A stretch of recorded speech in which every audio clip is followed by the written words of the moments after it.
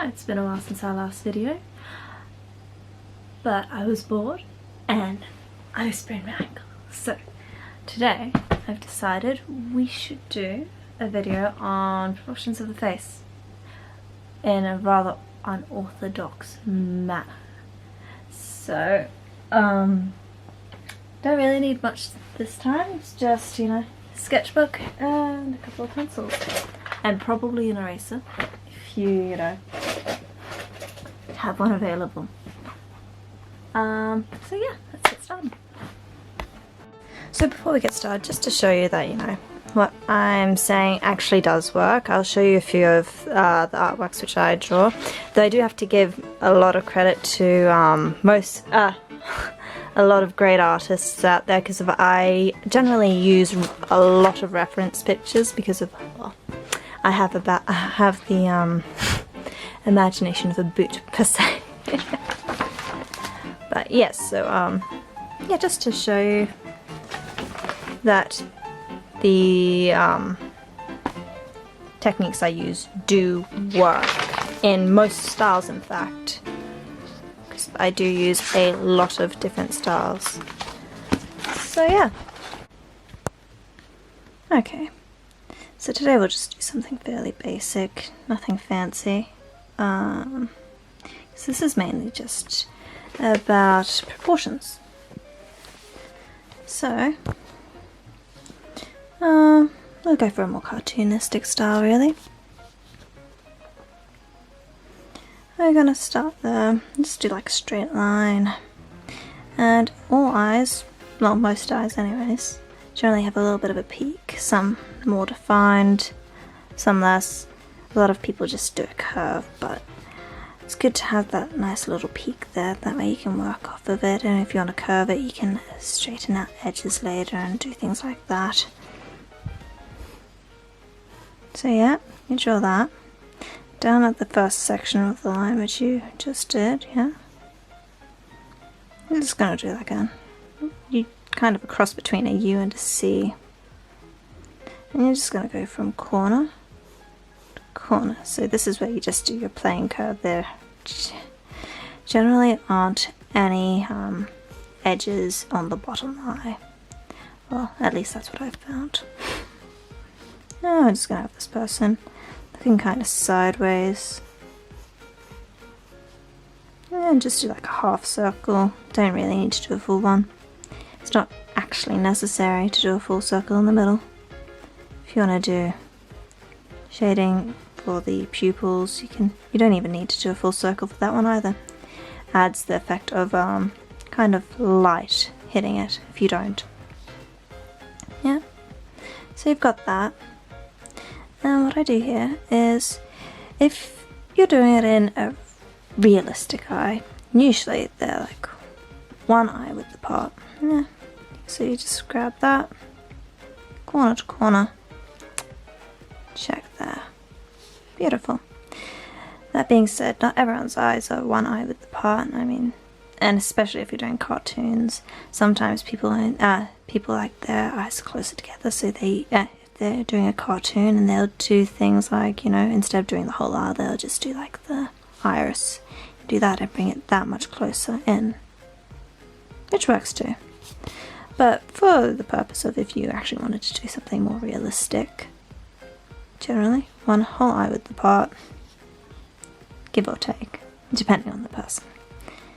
And what I do is I measure everything's in line using the my pencil as a guide. So yeah, got that in line with that.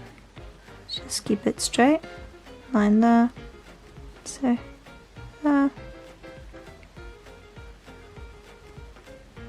it's not an exact thing, but you can use your eye from there to see how you have it. So from there, see, I went a bit low, so I just want to bring it a bit higher, not too much. It's an issue around overcompensate. That's one of the main issues when it comes to drawing people. You see something's a little bit out of whack, so you try and overcompensate. Does not work.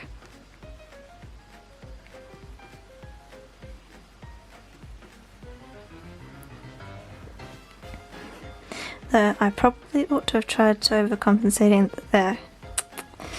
There we go. That's a bit closer. Done. Done. There we go, beautiful. So we've got the corner, well, where the corner should be. Yeah. And I've got where the top should be. And what we're going to do is we're just going to do another eye. Now, usually eyes aren't always, unless you're doing a straight on thing, they aren't always the same shape.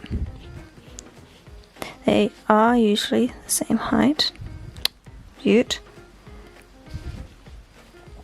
But they aren't always the same shape, which is good. Because frankly, trying to draw the same shape flipped can be one of the worst things to work with, eh? So I'm just going to do another like C shape. Some people have on this one, might be a bit more curved this way because of the angles. And you grab this eye, double check that it's the right length. Doop, doop. Just a little bit longer, and you have it. Corner to corner.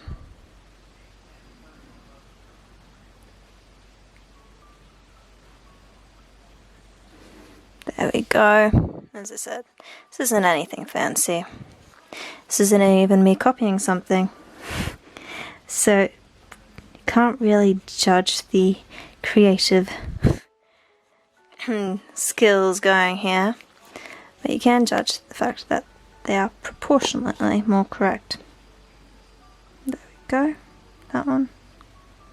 Tops, bottoms, corners, pretty much line up.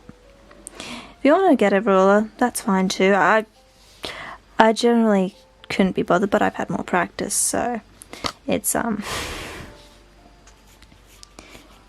really what you're comfortable with. And if you are a bit of a perfectionist, rulers don't hurt. There. So we've drawn a little bit of an arc in there because everyone has those corners, the cornices? I'm not quite sure what they're called, of your eyes. And for this one, you're going to need a bit more of a circle because of your C more. It's not hiding in the corner, well, the edge of your eye. So, just gonna, and make sure your irises are facing the right way. It's a mistake I used to make when I was, much younger. So I used to try and, have both pupils facing inwards, and it did not work. Well, it did, but you had a lot of cross-eyed people. Just like that. Beautiful. You've got your eyes in line, if not exactly perfectly the same, fairly close. And you can gauge and judge from that. Now, when it comes to noses, generally what I found is 2.5 eye widths. Your tip usually is just the 2 down, but if you're looking for the very bottom of your nose, it's generally down there. And they're usually in line with the very corners of your eyes. So you can just, there. Tips. Now. See? And shading makes all the difference. It really does. You'd be amazed how different everything looks when you add a little bit of darkness and light. It's pretty awesome. Yeah. Beautiful. Yeah, you have the shadow where the noses usually go. Somewhere in there.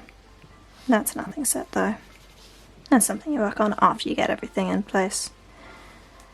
So, now that you know where the nose is, usually, and this is generally if you aren't doing cartoons though, you have like a little, like half an eye width for this one, underneath the nose, and there's your mouth. Now, Mouths are a bit tricky. I generally go from pupil downwards to get to your corners.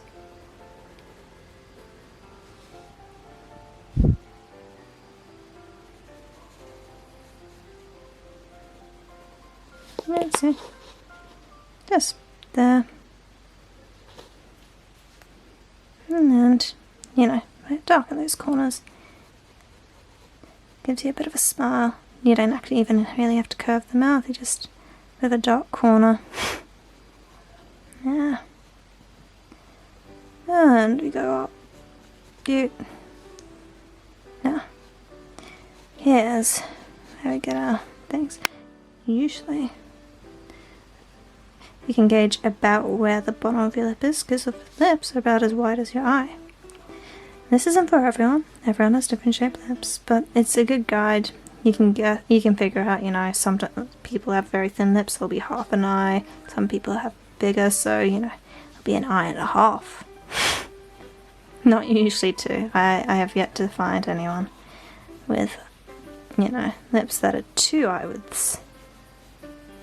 Go down, finish that curve. Usually there's a kind of a flattish section at the bottom of your lips. Yeah, just there. So it's not quite as pointed as you know, have with your eyes. See, there's that point. Lips have a bit of a flatter section and then it curves back up. And usually, especially if it's at an angle, the lips, rather than going straight up again, they'll go out a little bit first, so you know. You get your start to go back up about there, at the edge of your noses. See?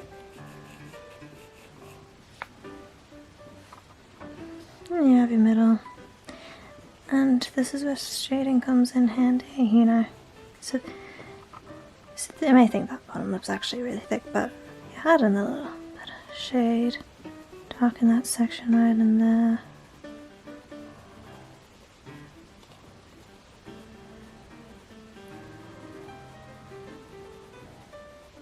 And especially at the corners.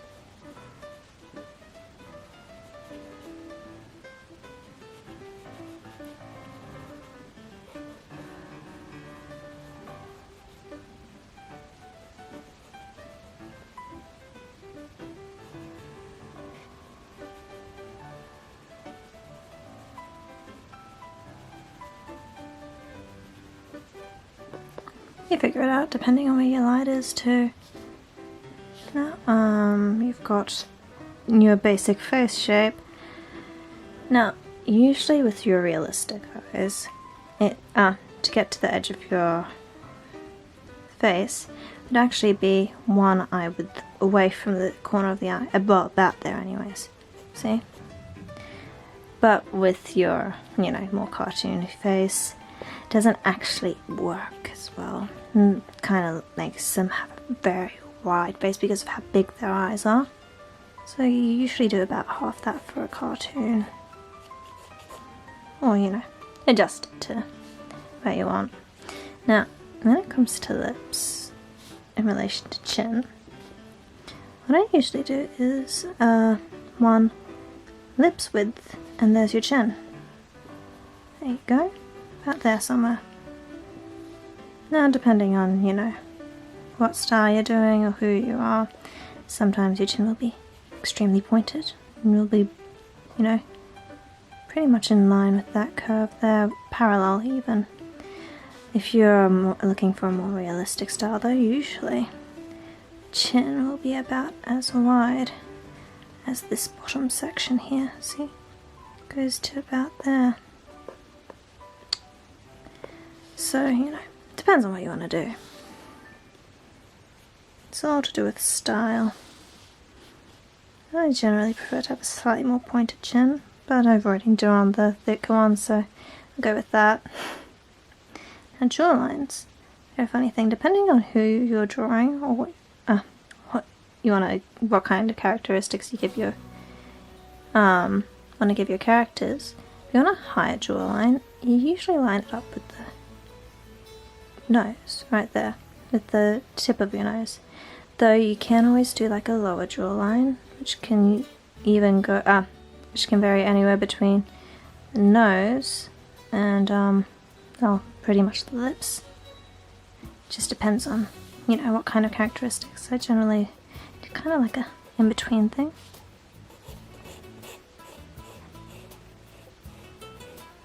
Oh, today apparently I'm going high.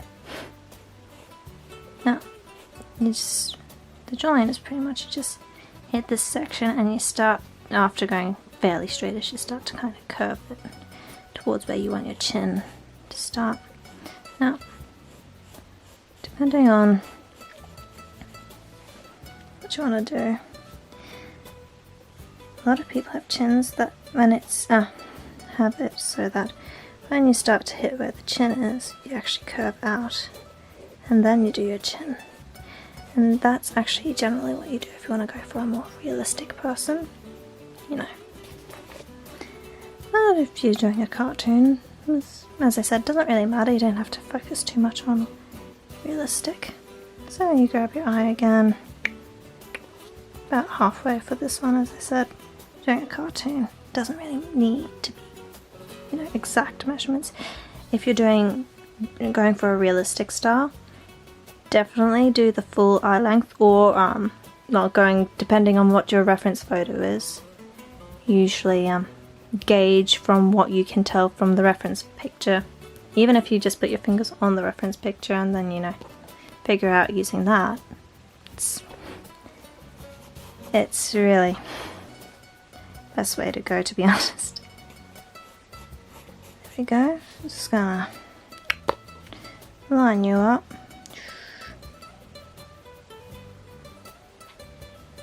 Yeah, it's kind of tilted, so it's not an exact line, but that's about where I have it.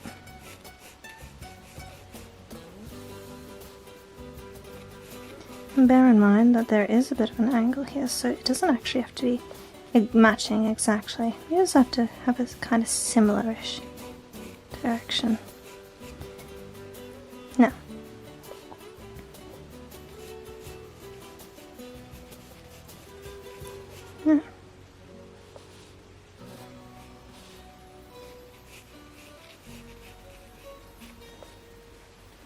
oh, there you have it.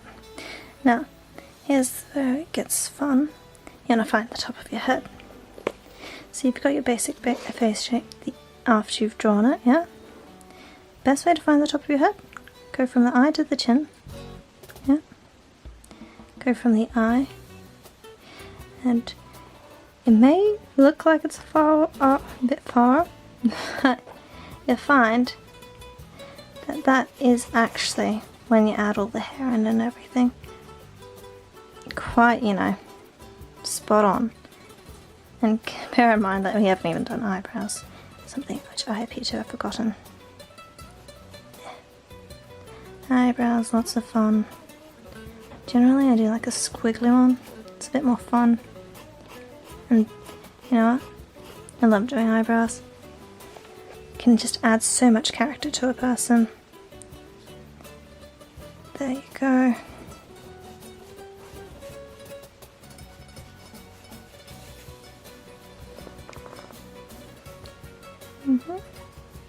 So now you've got the top of your head. I like to find a hairline usually about halfway between. But it's all, you know, relative to what you like. And I like to have a little bit of wispy stuff there. But anyways. Now, if you're wondering about ears, I'm by no means an expert when it comes to ears, but I do know exactly how to find where they're positioned. Usually, it's the corner of the eyes lined up with the tip, very top tip, and the bottom of the nose, well, around the nose area anyways, lines up with your bottom, at the bottom of your lobe. So, if you're trying to, if you're working on shapes and all that, as I said, I'm not the expert on ears. Usually I cover them up. So we just, you know. But that is your basic guide. Bottom of your nose lines up with the bottom of your ears. Top of your eyes lines up with the top of your ears. Always good to add some eyelids. Unless it's a snake-like character, they don't need those.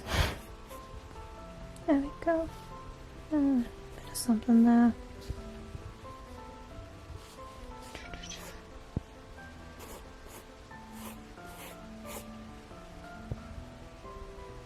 Now,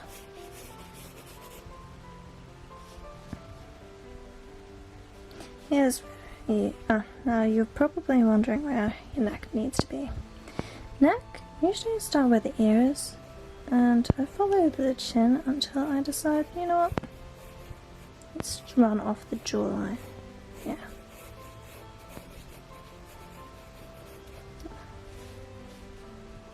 Oh, there we go. And you do the same on this side. And you don't really want to focus too much on the shape of the neck until you've got your hair on, because sometimes if you want to do your long hair, you can just, you know, flick it over the shoulders, and it really cuts into the shape of the neck anyways. Helps to have a little bit of extra something. Same with this one. Yeah, add a shape. And this is where top comes in. Yeah.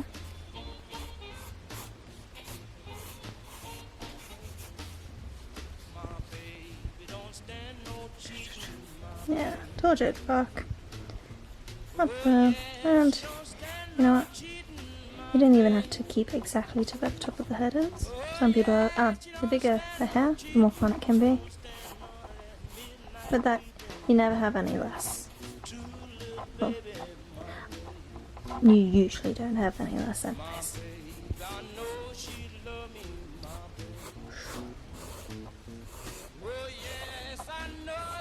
Yeah.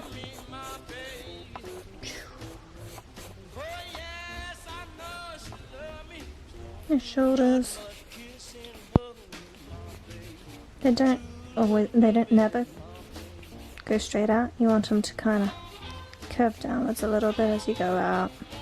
Doesn't need to be like a direct drop. That doesn't work. But if you're slanting them out, there you go. And just go there.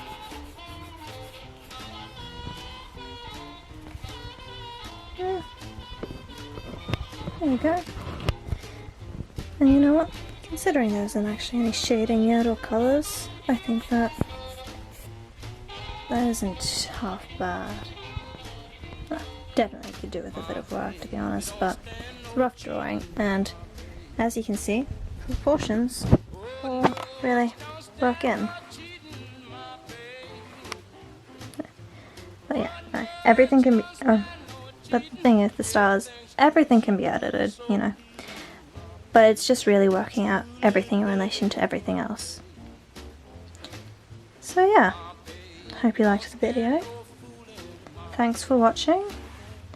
Yeah, and maybe you'll see you again for another 5 or 6 years. That's how long it was last time. And yeah, enjoy.